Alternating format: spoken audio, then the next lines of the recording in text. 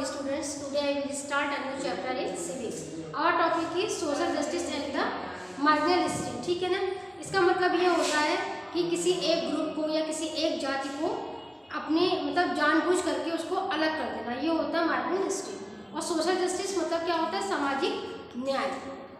तो आज इस चैप्टर में हम इसी के बारे में पढ़ेंगे और एक स्टोरी के माध्यम से इसको हम आगे इस चैप्टर को आगे बढ़ाएंगे। पहले हम ये समझेंगे कि किस प्रकार से लोग जो किसी को अलग कर देते हैं तो उनकी पीछे की वजह क्या होती है, ठीक है ना। उनकी लैंग्वेज होती है कि उनका पहनावा होता है, इस प्रकार की जो समस्याएं आती हैं वो क्यों आती हैं, ठीक है। तो Razia and her family are new to Varanasi the scarcity of Hindus. Varanasi हिंदुओं का एक पवित्र क्या है, शहर है, जहाँ पे रज़िया जो है अपनी फैमिली के साथ वहाँ पर नई थी। The women in her family wear hijab when they go out and so Razia to wear it when he goes to school। देखिए जो रज़िया के परिवार वाले थे वो क्या करते थे, वो हिजाब पहनते थे, मतलब अपने आप को ढक करके रखते थे। मुँह पे प्रकार का एक जैसे कि हम लोग आजकल मास्क बांध रहे हैं, उसी तरह के उनका पूरा चेहरा कवर रहता है, ठीक है ना। तो उसी को वो लोग क्या बोलते थे, हिजाब ऊपर से नीचे तक ब्लैक पहनते हैं, उसी को हिजाब बोलते हैं और अपना मुँह बंद करते हैं, ठीक है ना। उनका एक प्रकार जब कह सकते हैं कि मुस्लिमों का पहनावा होता है। तो जब वो उनकी फैमिली के लोग इस जो लेडीज़ें थीं वो हिजाब पहनती थी, तो जिसकी वजह से जब रज़िया अपने स्कूल गई तो उसने भी हिजाब पहन रखा था। Razia studies in class 3rd and she is the admitted to school good school in the city. जो रज़िया थी वो क्लास 3rd में पढ़ती थी और जो शहर का सबसे अच्छा स्कूल था वहाँ पर उसका एडमिशन हुआ था। On her first day at school she enters the class and the notice everyone stared at her. देखिए जब पहले दिन जब वो स्कूल के अंदर जाती है और जब क्लास के अंदर एंटर करती है तो क्या होता है कि लोग उसको बहुत अजीब तरीके से घूर रहे होते हैं। उसने वैसे नोटिस किया होता है कि उसे जो है लोग बड़े अजीब तरीके से क्या कर रहे हैं, उसको घूर रहे हैं।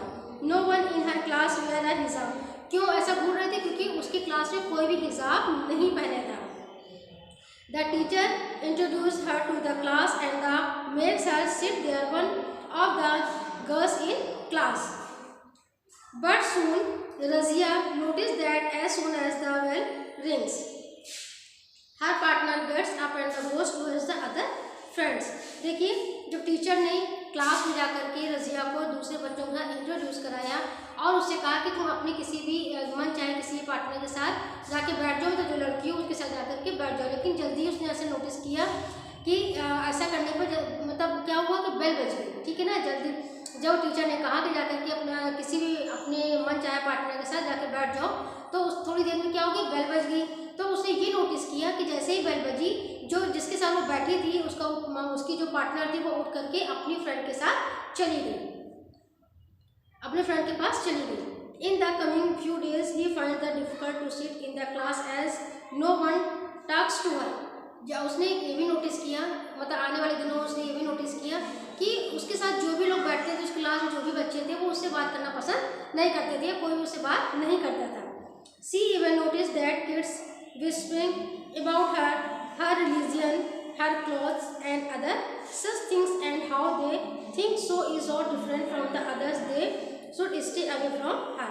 देखिए उसने क्या नोटिस किया, उसने ये भी नोटिस किया कि जो बच्चे हैं वहाँ बैठे हुए हैं वो उसके धर्म को लेकर के विस्परिंग कर रहे हैं, मतलब फुसफुसा रहे हैं, उसके कपड़ों को देख करके फुसफुसा रहे हैं, ठीक है ना।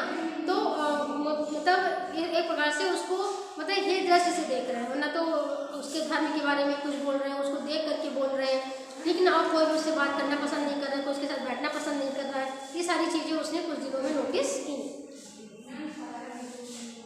ही others they could they stay from her, और सभी लोग क्या होने लगे, उससे दूर होने लगे।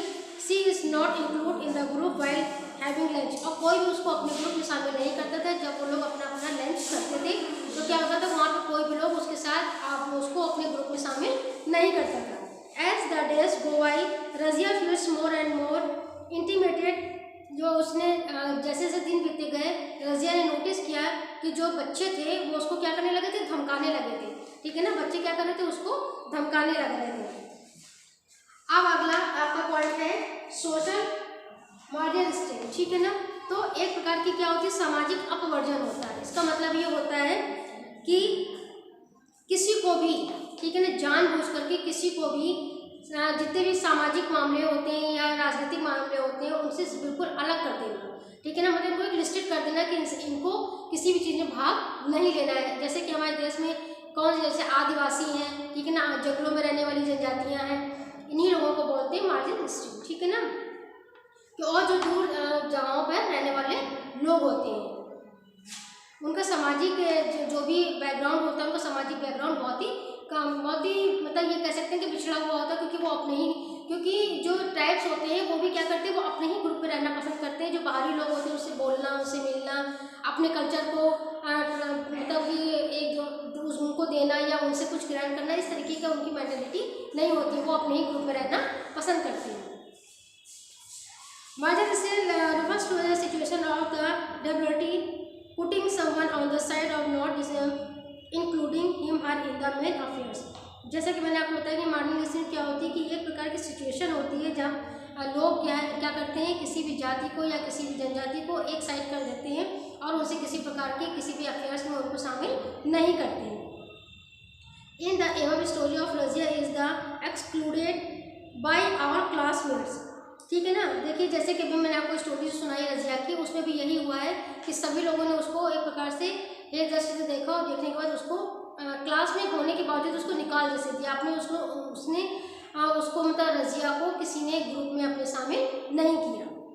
She was left as an the outsider as no one treated her to be part of the group. सभी लोगों ने क्या कर दिया था, उसको छोड़ दिया था, उसको किसी ने अपने ग्रुप में नहीं रखा था और उसको एक आउटसाइडर की तरीके से ट्रीट कर रहे थे कि मतलब बाहर के लोग बाहर किए, इसलिए इससे ज़्यादा मतलब नहीं रखना है।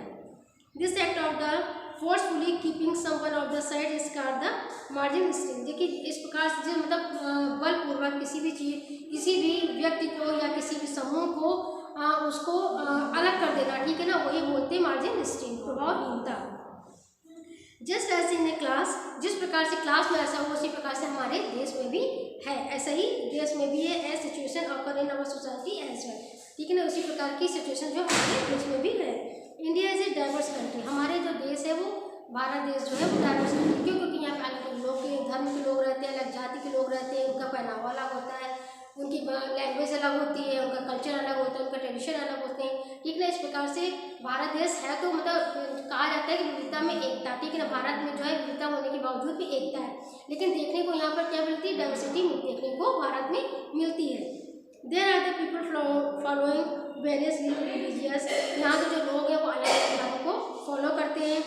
Whose belong to different region, people who belong the tribes, कुछ लोग जो होते हैं अलग धर्म को बिलोंग करते हैं, कुछ लोग जो होते हैं वो अलग अलग ट्राइब्स को बिलोंग करते हैं।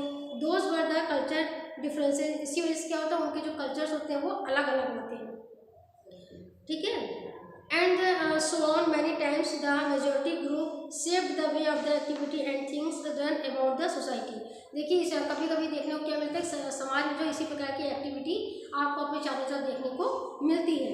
The ones in the majority are such many times मार्जिनलिस्टिक।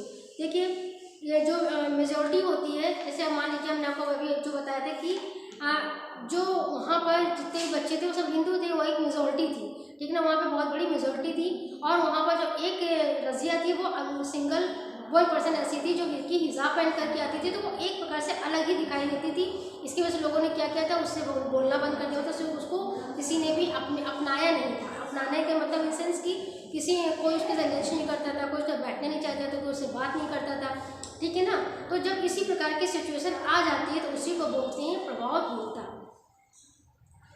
अब अगला है आपका marginalism does not happen because of the any particular reason. जो मार्जिनलिज्म होती है वो किसी एक पर्टिकुलर रीजन की वजह से नहीं होती है। There can be any reason of the differences that can create the feeling about the majority of people.